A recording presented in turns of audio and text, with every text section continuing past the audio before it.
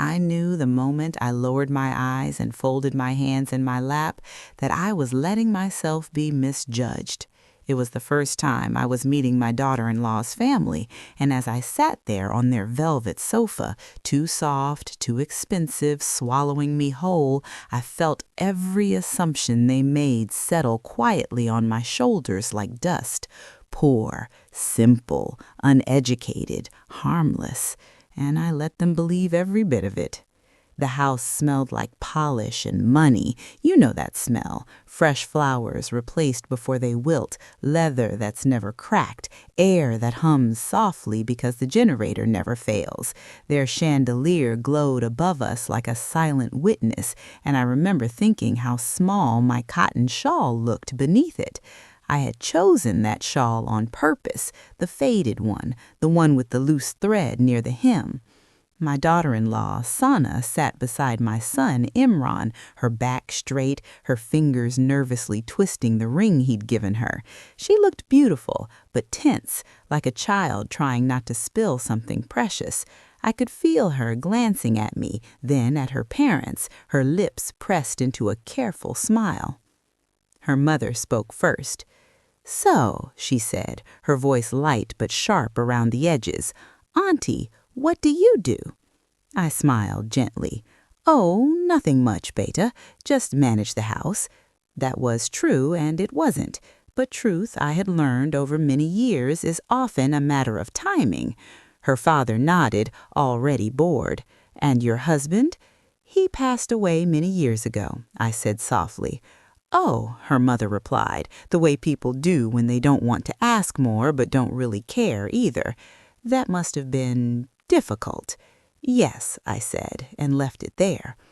Imran shifted beside Sana. I felt his discomfort, the way he wanted to fill the silence, to explain me, to make me sound more impressive.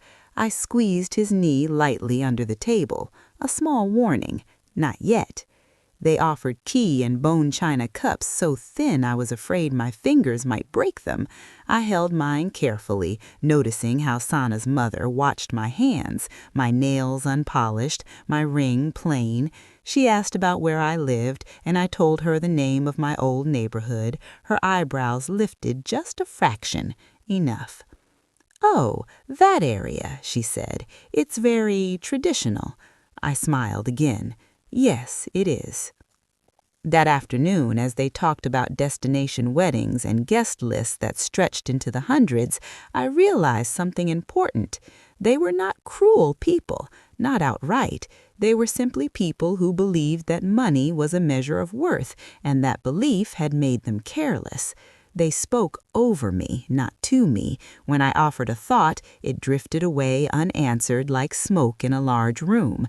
They praised Sana's education, her upbringing, her standards, and then looked at me with polite concern, as if wondering whether I would be manageable. On the drive home, Imran was quiet. Sana stared out the window, blinking too fast. "I'm sorry," Imran finally said. "They can be like that." I reached for his hand. "They were polite," I said. "That's enough for a first meeting." Sana turned to me then, her voice trembling. "Ami, they didn't mean to—" "It's all right, Beatty," I said, and I meant it. I understand. Because I did understand, more than either of them knew. That night, back in my small but tidy house, I folded my shawl and placed it carefully in the cupboard. I sat on my bed, listening to the ceiling fan creak softly, and allowed myself a long breath. This wasn't the first time I'd been underestimated. My days were simple on the surface. I woke before dawn, prayed, brewed my tea strong and unsweetened. I swept my courtyard myself, even though I could afford help. I liked the rhythm of it, the way ordinary tasks kept me grounded.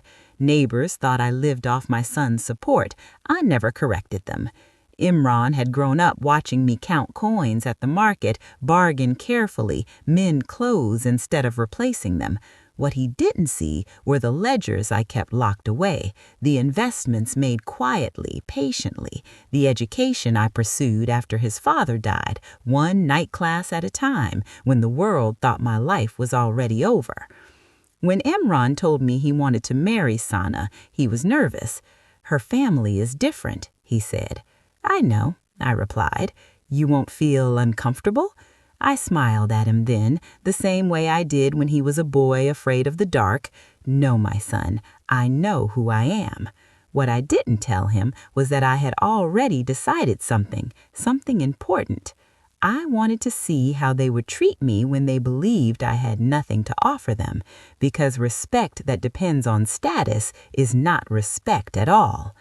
The weeks that followed were filled with wedding planning meetings where my opinions were gently sidelined. Sana's parents insisted on handling most expenses. "It's our responsibility," her father said, though there was pride in his voice. When I offered to contribute, he waved it away. "No need, Auntie. You've already done so much raising Imran alone." The words sounded kind. The meaning underneath was not. Sana came to me one afternoon, tears spilling as she clutched her dupatta. "Ami, they make decisions without asking you. I try to speak up, but—" I held her face in my hands. "Listen to me carefully," I said. "This is not a war you need to fight." She looked confused. "But it's not fair." "No," I agreed, "it isn't. But fairness has its own timing." I could feel something building, small moments, side comments, a wedding guest list that placed my relatives in the back rows, a suggestion that I wear something simple so I wouldn't feel out of place. And through it all, I stayed quiet, observant, calm, because tests don't work if you announce them. And soon, very soon, the truth would find its own voice. The days after that first meeting settled into a strange kind of quiet, polite on the surface, restless underneath. Every morning I returned to my routines as if nothing had shifted. I still woke before the azan, still rinsed my cup twice before pouring tea, still sat near the window where the early light touched the edge of the prayer mat. But there was a new awareness now, a low hum in my chest that reminded me something delicate was unfolding. Imran called often, sometimes about wedding logistics, sometimes about nothing at all. I could hear the strain in his voice, the way he weighed every word. "They want the nikah at the club," he said one evening. "Sana likes it, but I don't know, it feels very formal." "It's her day too," I replied gently. "Yes, but—" He paused. "Ami, they asked if you'd be comfortable there, with the crowd." I smiled into the phone.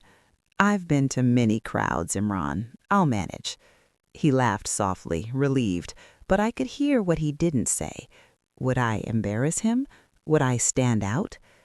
After we hung up, I sat for a long time staring at the wall. The paint had chipped near the corner where Imran used to kick his football indoors, pretending he wasn't. I remembered how fiercely I'd protected him then, not from scraped knees or broken toys, but from the invisible judgments of the world. Now I was protecting him again, just differently. Sana came by one afternoon alone. She arrived without warning, her eyes swollen, her steps heavy. I didn't ask questions. I poured her tea, set out biscuits, and waited. "They think I'm changing," she finally said, her voice cracking. "My mother says I'm becoming softer, that I talk too much about feelings now." "And is that a bad thing?" I asked. She shook her head. "No, but they say it's because of you, then I'm learning to accept less." I felt something tighten in my chest. Not anger, not yet, but sorrow. "Less of what?" She hesitated. "Less ambition, less polish." I reached across the table and took her hand. Her fingers were cold. "When you look at me, what do you see?" She looked up, startled. "Strength," she said immediately. "Patience, kindness." I nodded. "And do those things feel like less?" She swallowed hard. "No." "Then hold on to that. The rest is noise." She stayed until the call to prayer, leaning her head against my shoulder like she used to when she first started visiting. I stroked her hair, feeling the unspoken fear in her small movements. She was caught between two worlds, trying not to disappoint either. I understood that feeling too well. My own early life had been divided that way, between what people expected of me and what I quietly expected of myself. When my husband died, there were voices that said I should move in with relatives, that managing alone would be too much. I nodded politely, thanked them, and did what I had to do. The same quiet resolve lived in Sana. She just didn't know it yet. The next time I visited her parents' home, it was a formal dinner, the kind with multiple courses and chairs that made your back ache if you sat too long. I wore a simple shalwar kameez, neatly pressed, nothing flashy. I tied my hair back in a low bun, no jewelry except my watch. Her mother greeted me warmly, but her eyes flicked briefly to my clothes. "Auntie, you should have told us if you needed help choosing something," she said lightly. "We could have arranged a designer." "Oh, no," I replied, smiling. "This is quite enough for me." Dinner was a performance. Conversations about stock markets and overseas properties floated over my head, intentionally or not. I ate slowly, listening more than speaking. At one point, her uncle leaned toward me. "You must be very proud, your son marrying into such a progressive family." "Yes," I said, "I am proud of him." "And you?" he continued. "You'll be comfortable adjusting to our ways?" I met his gaze, steady. "I've been adjusting all my life." He laughed, assuming I was joking. After dessert, Sana's mother pulled her aside. I could see them whispering near the doorway. Sana's shoulders tensed. When she returned, her smile looked stitched on. "Ami," she said quietly, "Mama thinks maybe we should have a small ceremony for your side separately, just simpler, so you don't feel overwhelmed." There it was, not said cruelly, but said clearly. I nodded. "That's thoughtful of her." Imran's jaw tightened. "That's not necessary," he said. I touched his arm. "It's all right." Sana looked at me, eyes shining with unshed tears. "I don't want you to feel pushed aside." "I don't," I said truthfully. "I feel seen." That night, as I lay in bed, I replayed the evening in my mind, the glances, the careful wording, the invisible lines being drawn. And then the first real crack appeared. A week later, Imran came over unexpectedly. He stood in the doorway, not even taking off his shoes, his face pale. "They want a prenuptial agreement," he said. "I see. They say it's standard, just to protect family assets." "And what do you think?" I asked. He ran a hand through his hair. "I don't know. It feels like they don't trust me." "They don't know you yet," I said gently. "But they asked about you, about what you have, what you'll leave me someday." I was quiet. "They asked Sana if you owned property," he continued, "if you had savings." "And what did she say?" He hesitated. "She said she didn't know." I nodded slowly. That hurt more than I expected, not because she didn't know, but because she hadn't felt safe asking. "Ami," Imran said, his voice breaking, "I think they assume I'm marrying up, that I come with nothing," I finished for him. He looked down. "I'm sorry." I reached for his face, lifting his chin so he had to look at me. "Listen to me. Marriage is not a transaction. If they treat it like one, that's their burden to carry, not yours." He exhaled shakily. "What should I do?" "Sign it," I said, calmly. His eyes widened. "What?" "Sign it," I repeated. "If it brings peace, sign it." But know this," I said softly. "What you bring into that marriage is not measured in documents." He nodded, though confusion still clouded his face. After he left, I opened the drawer beneath my bed and took out the file I hadn't touched in months. Papers neatly organized, deeds, statements, letters stamped with official seals. I ran my fingers over them, feeling neither pride nor regret, just readiness. Because assumptions once made tend to grow bolder, and they did. At the next planning meeting, Sana's father spoke about future expectations. "We want our daughter to live comfortably," he said, his tone pleasant but firm. "Certain standards must be maintained." "Of course," Imran replied. "And Auntie," he added, turning to me, "we hope you won't mind if Sana focuses on her career. We don't want traditional pressures." I smiled. "I raised my son alone. I've never been afraid of strong women." There was a pause, a subtle one, as if that answer didn't fit the story they had written for me. Afterwards, Sana followed me to the gate. "They don't mean harm," she said quickly. "They're just used to control." "I know," I replied. "So am I." "You are?" she frowned. "In my own way." The tension grew thicker as the wedding approached. Small slights piled up, forgotten invitations, decisions made without notice, jokes about village simplicity said with a laugh that expected agreement. And still I waited, because the moment of truth rarely announces itself. It arrives quietly, disguised as necessity. In this case, it arrived in the form of a financial emergency, one that would test every assumption they'd made about me. And when it did, the room would finally fall silent. The call came on a Thursday afternoon, just as the sky was beginning to turn the color of wet ash. I was in the kitchen, rinsing rice in a steel bowl, when my phone vibrated against the counter. Sana's name lit up the screen. She never called during the day. My hands paused mid-motion. "Ami?" she said the moment I answered, her voice thin and shaking. "Are you sitting?" I dried my hands slowly, deliberately, as if moving too fast might shatter something fragile. "I'm listening, Beti." There's a problem," she said. "A big one." I could hear muffled voices in the background, her mother's clipped tone, her father's deeper one, sharp with frustration, the sound of papers being moved, a door slamming shut. "What kind of problem?" I asked. She swallowed. "The wedding hall, the club, they canceled." I closed my eyes. "They said there was a double booking," she continued, breathless. "But Abu thinks it's something else. There's a legal issue, some dispute over ownership. They froze all upcoming events." "How soon is the wedding?" I asked, though I already knew the answer. 3 weeks, she whispered.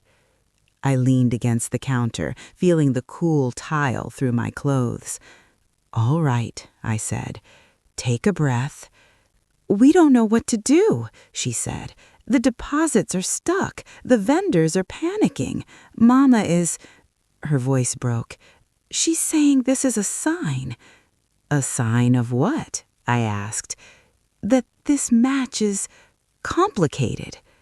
There it was again, the word they used when they didn't want to say mistake. "I'm coming over," I said. "Ami, you don't have to." "I'm coming," I repeated gently. "Put some water on your face. I'll be there soon." When I arrived, the house was in chaos. Files spread across the dining table, phones ringing unanswered. Sana sat on the stairs, her face buried in her hands. Her mother paced, heels clicking sharply against marble. Her father stood near the window, staring out as if the city might offer him answers. They looked up when they saw me, and for a moment no one spoke.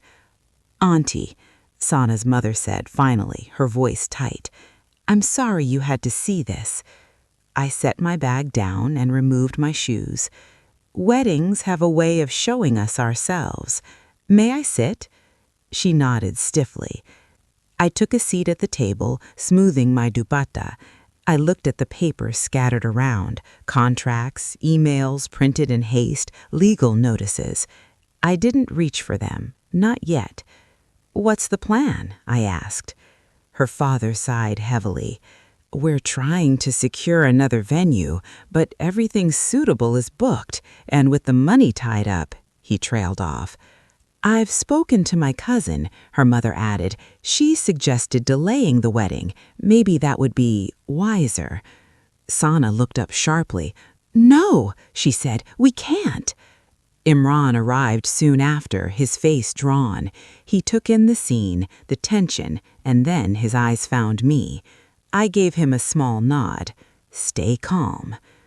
"We'll figure something out," he said, though his voice lacked conviction. Sana's father rubbed his temples. "This is not a small matter, son. Our reputation is involved." I folded my hands. "May I ask something?" I said quietly. They turned to me, surprised. "How much is the deposit?" I asked. They exchanged a glance. Her mother hesitated. "It's substantial." "A number?" I said gently. She named it. It was a large sum, enough to make anyone nervous. "And the new venue?" I asked. "Even more," her father replied, "especially on short notice." I nodded slowly. "I see." There was a pause. I could feel their eyes on me, curious but dismissive. This was where they expected sympathy, maybe advice, certainly not solutions. I reached into my bag and pulled out my phone. "If you'll excuse me," I said, "I need to make a call." I stepped into the hallway, dialed a number from memory. It rang twice. "Yes," came the familiar voice. "It's me. I need a favor." I listened, nodded. "Yes, 3 weeks. I know. Thank you." I returned to the dining room. "I know someone who manages a heritage property. They host events. It's available." Her mother frowned. "A hall?" "A house," I corrected. "Large, well known." Her father raised an eyebrow. "What kind of house?" "One with history," I replied. Imran stared at me. "Ami?" "I've attended an event there," I said calmly. "It would be suitable." Her mother hesitated. "But the cost?" "I'll handle it," I said. The room went very quiet. Her father laughed softly, assuming I was joking. "Auntie, this is not a small expense." "I know." "And the deposit?" "I'll advance it." Imran stood up. "Ami, what are you saying?" I looked at him. "I'm saying the wedding will happen on time." Her mother's smile was strained. "That's very kind, but I don't think—" "I've already confirmed availability," I said. "We can discuss details if you like." Her father leaned forward. "With respect, Auntie, do you understand the figures involved?" I met his gaze steadily. "I do." Another pause, longer this time, uncomfortable. Sana spoke softly. "Ami, how?" I smiled at her. "Sometimes solutions come from unexpected places." They didn't argue further, not because they believed me, but because desperation has a way of quieting pride. We agreed to visit the property the next day. That night, Imran followed me to my car. "Ami," he said urgently, "what are you doing?" I placed my hands on the steering wheel, breathing in deeply before answering. "Protecting my family." "But you said—" He stopped. "You said you had nothing to prove." "I don't, but I have something to prevent." "What if they think—" "They already think many things. This will simply replace some of them." The property was everything they valued: tasteful, elegant, discreet, old money. Sana's mother walked through the halls with awe she didn't try to hide. Her father asked careful questions about logistics, parking, guest flow. "This place must cost a fortune," he murmured. I smiled. "It's reasonable." When the manager greeted me by name, something shifted. He spoke to me with ease, familiarity. He asked my opinion, deferred to my decisions. Sana noticed first. I saw it in her eyes. During tea, her mother finally asked, "Auntie, may I ask, how do you know this place?" I set my cup down carefully. "I funded the restoration," I said calmly. The silence that followed was not empty. It was heavy, loaded. Her father's face changed, not dramatically, just enough. "I'm sorry," he said. "I invested in several heritage projects after my husband passed," I continued calmly. "This was one of them." Imran looked at me as if seeing me for the first time. Her mother's voice trembled.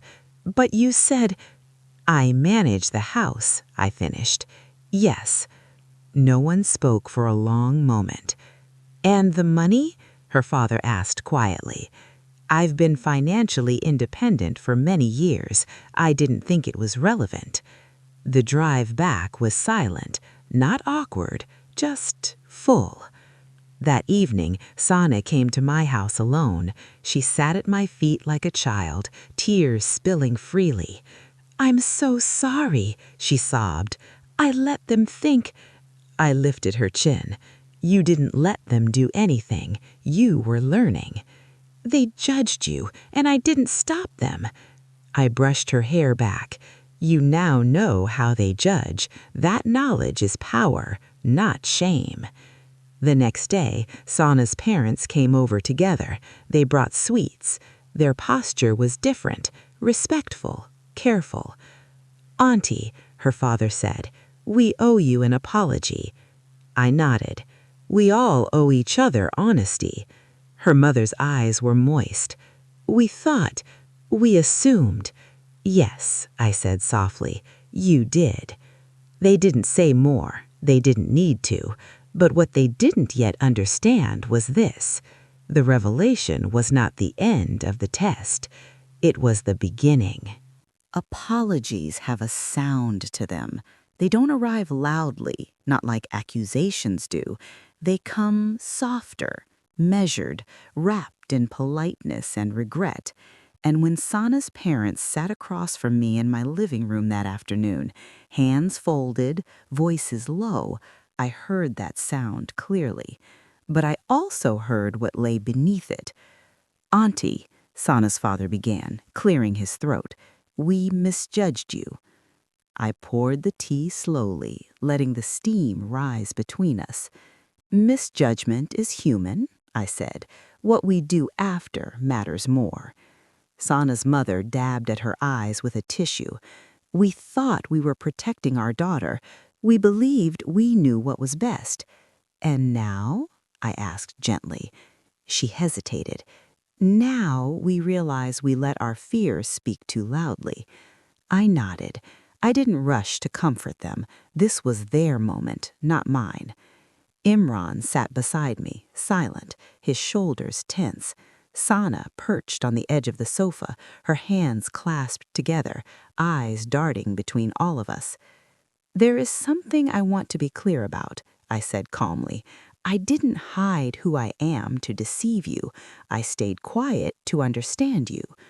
Her father lowered his gaze. "We see that now." "Good," I said, "because understanding is more valuable than money." After they left, Imran finally spoke. "Ami, why didn't you ever tell me?" I smiled sadly. "You never asked." He frowned. "I didn't think it mattered." "And it doesn't," I replied. "That was the point." Sana stayed behind. She followed me into the kitchen, watching as I rinsed the cups. "They respect you now," she said softly. I placed the cups on the rack. "Respect that appears after revelation is fragile," I said. "True respect exists before it." She leaned against the counter. "What if they go back to how they were?" "They might," I said. "People rarely change all at once." She looked down. "Then what do we do?" I turned to her. "We live honestly. The rest reveals itself." The wedding preparations resumed with renewed enthusiasm, but something had shifted. Sana's parents consulted me now, asked my opinion, deferred to my decisions. Their tone was careful, almost reverent. It unsettled me. One afternoon, Sana's mother arrived with fabric samples. "We thought perhaps something silk for you," she said eagerly. "A designer piece." I touched the cloth, then shook my head. "I already have something in mind." She hesitated. "Of course." After she left, I sat alone, thinking about how quickly value is reassigned when wealth is revealed, how easily humility is mistaken for lack. The night before the wedding, Sana came to me again. "I'm scared," she admitted. "What if this all changes after we're married? What if they expect Imran to match their lifestyle?" I took her hands. "Marriage reveals truths. It doesn't create them." She nodded slowly. The wedding day arrived, warm and clear. The heritage house glowed in the afternoon light. Guests arrived murmuring approval, impressed. Sana's parents floated through the crowd, proud. I arrived quietly, wearing a simple cream outfit I'd owned for years. Heads turned, not because of extravagance, but because confidence has its own gravity. During the ceremony, I watched Sana and Imran exchange vows. I felt no bitterness, only relief. Later, as guests mingled, Sana's aunt approached me. "We didn't know," she said with a smile that tried to hide embarrassment. "You've done very well for yourself." I smiled politely. "I've done well enough." As the evening wore on, I noticed something troubling. Sana's mother was speaking animatedly with a group of guests, gesturing toward me. "She's the one who funded all this, so humble you'd never guess." I excused myself and approached. "Please don't," I said quietly. She looked startled. "Don't what?" "Don't use me as proof," I said. "Tonight is about the couple." Her smile faltered. "Of course, I just thought—" "I know, but humility is not a story to be told, it's a practice." She nodded, chastened. Later that night, as the music softened and guests began to leave, Sana's father approached me alone. "I want to thank you," he said sincerely, "not just for the wedding, for your patience." I studied his face. "Patience is not endless, it's purposeful." He nodded. "I understand." But the true test came weeks later, after the celebrations faded and real life returned. Imran called me late one night. "They want us to move closer to them," he said quietly. "They say it makes sense. Better security, better neighbors." "And what do you want?" I asked. "I want peace," he replied. Sana took the phone.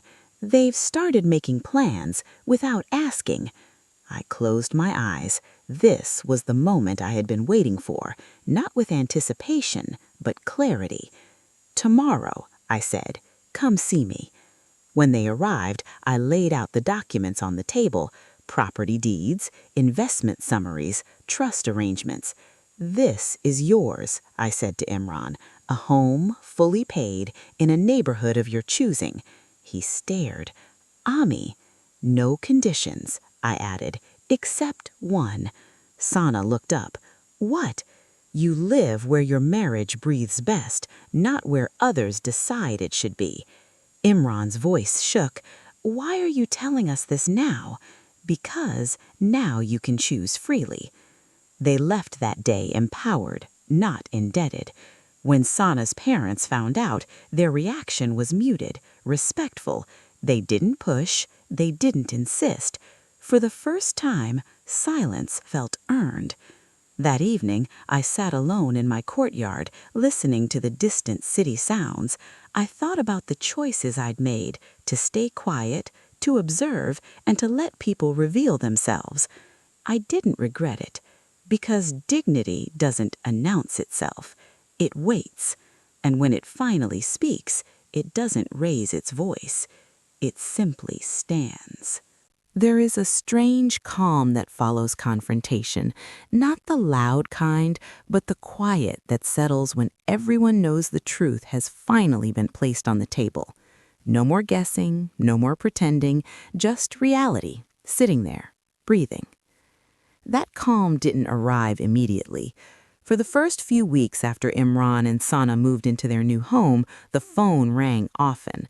Sometimes it was Sana's mother calling with gentle suggestions disguised as concern. "Did you think about getting a driver?" she'd ask. "That area is nice, but the neighbors might not be your kind." Other times it was her father, asking Imran to join him for meetings, hinting at opportunities. Each call ended politely, each suggestion was declined carefully, and each time I watched my son learn how to stand without leaning. One afternoon, Sana came over while I was sorting through old photographs. She picked one up, Imran at 5 years old, missing a tooth, holding a certificate too big for his hands. "You did all of this alone," she said quietly. I nodded. Alone doesn't always mean lonely. She sat beside me. "I used to think strength looked loud, assertive, expensive." "And now?" I asked. "Now I think it looks like restraint." I smiled at that. She was learning. But learning often invites resistance. The real conflict came during Eid. Sana's parents hosted the gathering that year, a large one. Relatives from abroad, business associates, people who spoke with confidence and listened selectively. I arrived early, as I always do, carrying a box of sweets I'd made myself. Sana's mother greeted me warmly, perhaps too warmly. There was effort in it now. As guests arrived, I noticed how often she introduced me. "This is Imran's mother," she'd say, then pause.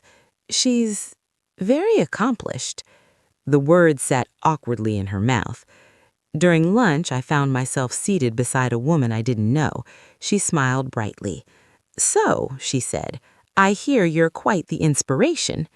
I raised an eyebrow slightly. "In what way?" She laughed.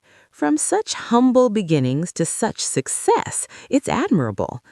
I took a sip of water. "I've always been who I am. The surroundings just changed." Her smile faltered, but she nodded. Across the table, Sana caught my eye. There was a question there. "Are you all right?" I gave her a small nod. Later, as people gathered in the living room, Sana's father cleared his throat. "I'd like to say something," he announced. The room quieted. "I want to acknowledge my daughter-in-law's family." He gestured toward me. "We've learned a great deal from them, from her mother especially." I stiffened slightly. He continued. "We were wrong in our assumptions, and I believe this union has taught us the value of humility." There were murmurs of approval. I smiled politely, but inside something tightened. After the guests left, I approached him. "May I speak with you?" I asked. "Of course," he said quickly. We stepped into the study. I closed the door gently. "I appreciate the sentiment," I said calmly, "but I don't wish to be used as an example." He looked confused. "I was praising you." "I know, but humility loses meaning when displayed." He frowned. "Then how do we make amends?" I met his eyes. "By treating my son and your daughter as equals, not beneficiaries." He nodded slowly. "We're trying." Trying is good. Listening is better. The next week, Sana called me, her voice tight. "They want Imran to invest in one of Abu's ventures. They say it's a family thing." "Do you trust the venture?" I asked. She hesitated. "I don't know." "Then the answer is no," I said. "But if we refuse, they'll be offended, yes," I finished. She sighed. "You make it sound so simple." "It is. Simple doesn't mean easy." Imran declined politely. There was tension. A few days of silence, then a cool phone call. I watched my son struggle with guilt, with the desire to keep peace at his own expense. One evening he came to me exhausted. "I feel like I'm constantly choosing sides," he admitted. I poured him tea. I said, "You're choosing values. Sides are just what people call it when they don't like your choice." He smiled weakly. "How did you learn this?" "I learned it the hard way," I replied. That night, after he left, I sat alone thinking about my own early marriage, how often I had bent myself to fit expectations, how long it took me to realize that survival and dignity are not opposites. The tension reached its peak when Sana's mother showed up unannounced one morning. She looked tired, smaller somehow. "Auntie," she said, sitting down heavily, "I don't know how to do this." Do what? I asked. Let go, she said. I've spent my life managing appearances, making sure everything looks right, and now, her voice cracked, now I feel like I'm losing my daughter. I studied her carefully. This wasn't pride speaking, this was fear. You're not losing her, I said gently. You're meeting her. She shook her head. She doesn't need me the way she used to. No child does, I said, if we raise them well. She looked up at me, eyes wet. How did you bear it? I remembered that love is not possession, it's permission. She sat quietly for a long time. After that conversation, something softened, not perfectly, not completely, but enough. Sana began to visit her parents on her own terms. Imran attended family events without shrinking himself. Boundaries were tested, then respected. And I stepped back, because the purpose of strength is not control, it's release. One evening, Sana came to me smiling. Mama asked me for advice today, she said. I laughed softly. Be gentle with her. I will, she said. She's learning too. I watched her leave, confident, composed, a woman standing in her own life. And in that moment, I understood something deeply. The test I thought I was giving them had changed me too. It reminded me that humility is not about hiding power. It's about knowing when not to use it. The first time I truly felt the consequences of everything that had happened was not during a confrontation or a gathering or even a difficult conversation. It was during silence, a silence that followed an invitation. Sana's mother called one afternoon and asked if I would join them for a small dinner, just immediate family. No relatives, no guests, no audience. We'd like to talk, she said, properly. I agreed. When I arrived, the house felt different, quieter. The television was off.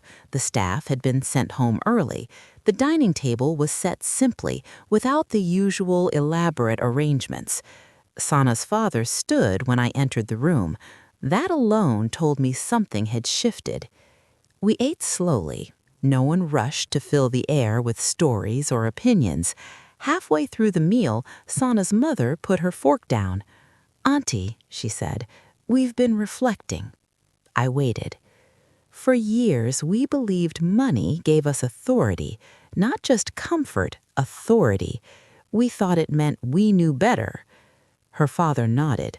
We confused provision with wisdom. I looked at them both. They looked tired but honest. And now? I asked. Now we see we raised our daughter to succeed, he said, but not to choose. Sana's eyes filled with tears. Her mother reached for her hand. We wanted to give you everything, she said, but we forgot to ask who you wanted to be. Sana squeezed her mother's fingers. I wanted to be strong, she said softly, like her. She glanced at me. That moment, quiet, unpolished, unplanned, was worth more than any apology I'd heard before. Later, as I was preparing to leave, Sana's father stopped me near the door. There's something else, he said. I turned. We've decided to revise the way our assets are structured, he said carefully. Not for control, for fairness. Sana will not be tied to expectations. I studied him. That is your decision, not my approval to give. He nodded.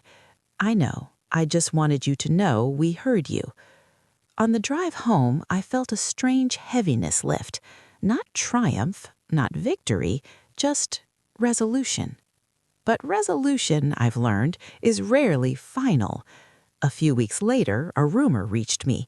It came from a neighbor, spoken casually over tea. I heard your son's marriage caused some tension, she said lightly. People say you embarrassed the other family. I smiled politely. People say many things. That night, I lay awake thinking about how stories travel, how truth bends in unfamiliar mouths, how dignity is often mistaken for arrogance when it refuses to explain itself. The next morning, Imran called. Ami, he said hesitantly, Abu's business partner made a comment yesterday. What kind of comment? I asked. He said we've become difficult, that Sana's family has changed since you entered the picture. I exhaled slowly. And how did that make you feel? Angry, he admitted, and tired. I nodded to myself. Good. He laughed softly. Good? Yes, I said. It means you're awake. There was a pause. Ami, he said, did you know this would happen? I knew something would, I replied. Growth always makes noise. That evening, Sana came over with a small box. I wanted you to have this, she said, opening it. Inside was a scarf, hand-woven, simple, beautiful. Mama bought it, she said quickly, but she said she chose it thinking of you, not to impress you. I touched the fabric. That matters.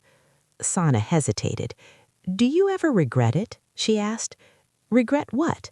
Not telling them sooner, not correcting them. I considered the question carefully. No, I said, because if I had spoken earlier, they would have listened differently, and they would have learned nothing. She nodded slowly. But, I added, I did learn something. She looked at me. That silence is powerful, but it should never become a habit, only a choice. As months passed, life found a rhythm again. Sana's parents adjusted, sometimes awkwardly, sometimes sincerely. There were missteps, old habits resurfaced, but now they were corrected. One evening, Sana's mother called me after an argument with a relative. They said we've lost our place, she said bitterly, that we let ourselves be overshadowed. I listened quietly. And how does that make you feel? I asked. She hesitated. Relieved, she said finally, and ashamed that I am. I smiled softly. That's called honesty. She sighed. I don't know how you carry yourself without needing to prove anything. I proved myself long ago, I replied, to the only person who mattered. Your husband? She asked gently. No, I said, myself. There was silence on the line. Then she said quietly, I hope I can learn that. Then you already have, I replied. The final test came unexpectedly. Sana fell ill one weekend. Nothing serious, but enough to land her in the hospital overnight. Her parents rushed in, frantic. Imran arrived pale and shaken. I came later, quietly, carrying her favorite soup in a thermos. In the waiting room, Sana's mother was pacing. I should have noticed, she said over and over. I should have insisted she rest. I touched her arm. This is not a failure, it's life. She sat down heavily. I'm so afraid of losing her. I sat beside her. Then love her without holding her too tightly. She nodded, tears spilling freely. When Sana woke and saw all of us there, her husband, her parents, me, she smiled weakly. This feels right, she whispered. And in that moment I knew not everything had been healed, but enough had. Enough to move forward without resentment, enough to stand together without hierarchy, enough to understand that wealth may open doors, but character decides who belongs inside. That night, as I was returning home, I stood for a long time in my courtyard, listening to the familiar sounds of the neighborhood, laughter, distant traffic, life continuing as it always had. I thought about the woman I had been when this all began, the one who folded her hands and lowered her eyes. She was never weak. She was waiting. Healing does not arrive all at once. It comes in fragments. Quiet mornings, softened voices, moments when the past no longer tightens your chest the way it used to. I noticed it first in the smallest places, in how Sana laughed more freely, in how Imran spoke with steadiness instead of apology, and in how her parents began to sit back instead of leaning in. After Sana recovered, something subtle but important changed in all of us. The hospital scare had stripped away performance. Fear has a way of doing that. It leaves no room for status or pride. Only love remains, bare and trembling. One afternoon, Sana's mother came to my house again, not dressed to impress, no jewelry except her wedding ring. She brought nothing with her, not sweets, not gifts, not obligation. "I just wanted to sit," she said. We did. We sat in the courtyard, the same place where neighbors passed by with baskets and gossip, where children ran past without noticing who owned what. The kettle whistled softly in the background. "I've been thinking about the first day we met," she said after a while. "Do you remember?" "I remember," I replied. "I replay it often," she admitted. "The way I spoke, the way I assumed." I looked at her carefully. "And what do you feel when you remember it?" She swallowed. "Shame, but also gratitude." "For what?" I asked. "For not being corrected immediately," she said. "If you had spoken then, I would have defended myself. I would have explained. I wouldn't have listened." I nodded. "That's usually how it works." She looked at me. "Did it hurt, letting us believe what we did?" I considered the question honestly. "Sometimes," I said, "but pain is not always a signal to stop. Sometimes it's a signal to observe." She lowered her gaze. "I don't think I could have done what you did." I smiled gently. "You already are," I said. She looked up, surprised. "You're sitting here," I said, "not to manage, not to instruct, just to be." Her eyes filled with tears, not dramatic ones, just quiet, contained. "I wish I had learned this earlier," she said. "We learn when we're ready," I said, "not before." As the months passed, the balance between our families settled into something healthier, not perfect, nothing ever is, but honest. Sana's parents still had their instincts. They still liked things a certain way, but now they paused, they asked, and when told no, they listened. That listening mattered more than agreement. Imran grew into himself, too. He stopped translating one world for another, stopped smoothing edges that didn't need smoothing. He learned that peace is not the absence of tension, it's the presence of self-respect. One evening, Imran came to me after work and said, "I spoke up today." I smiled. "About what?" He said, "About boundaries, without anger, without explanation." "And how did that feel?" I asked. "Terrifying," he admitted, then smiled. "And right." Sana changed in quieter ways. She stopped apologizing for needing space. She stopped over-preparing for visits home. She began showing up as she was, sometimes tired, sometimes unsure, always herself. One day she said something that stayed with me. "I used to think becoming part of a family meant shrinking," she said. "Now I know it means expanding." I thought of my younger self then, of how long it took me to learn the same lesson. Time moved forward, as it always does. Seasons shifted, celebrations came and went, and slowly the story that had once followed us, whispered, distorted, lost its grip. People moved on to newer dramas. But occasionally someone would still ask, "How did you manage it? How did you stay quiet? How did you handle being looked down on?" I never answered directly, because the truth is this: I did not pretend to be poor because I was ashamed of wealth. I did not act naive because I lacked knowledge. I did it because I wanted to know who people were when they thought they had nothing to gain from me, and that knowledge was worth more than any reveal. One afternoon, long after the wedding memories had faded into albums, Sana's father came to see me alone.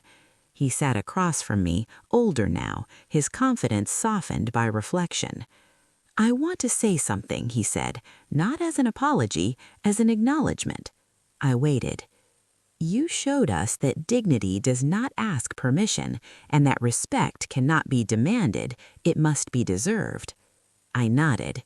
"And you showed me something too," I said. He looked surprised. "What's that?" I said that people can unlearn if they choose to. He smiled faintly. "We were lucky you let us."